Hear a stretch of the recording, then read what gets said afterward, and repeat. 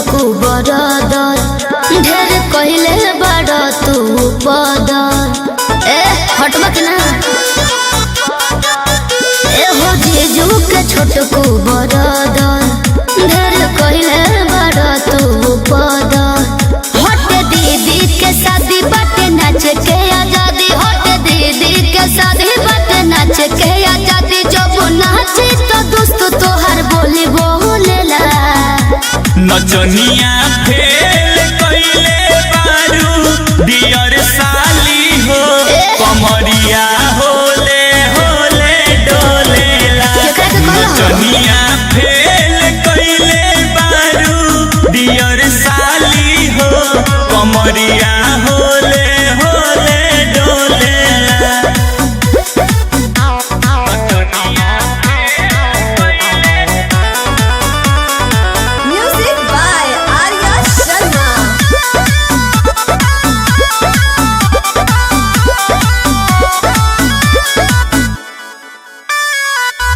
चलो ना डांस जीजू करे जय माला में लग जाई खोच चाबी फेंक जाई ताला में काहे से बोलता रहो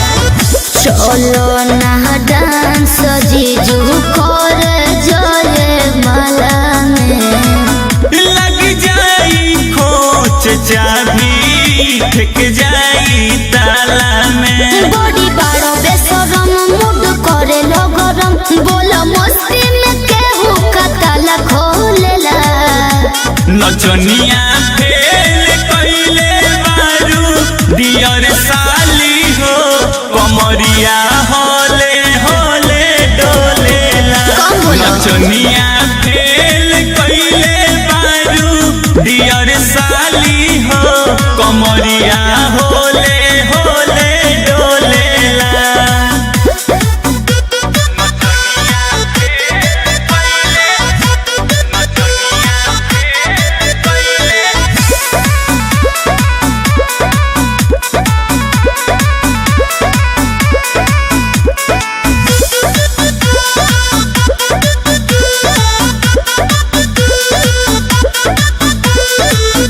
जीजू के हक जोनी फायदा उठावो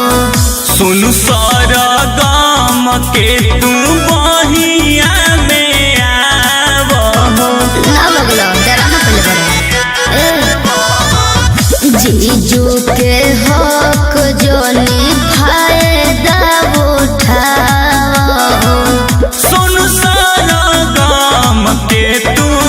बहिया में आवो जोनी छेड़ो विशाल गल हो जाई लाल केहू वैसे कसाली से विष घोलेला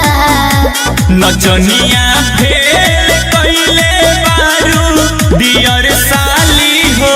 कमरिया होले होले डोलेला नचनिया फेल कइले बारू डियर साली हो कमरिया हो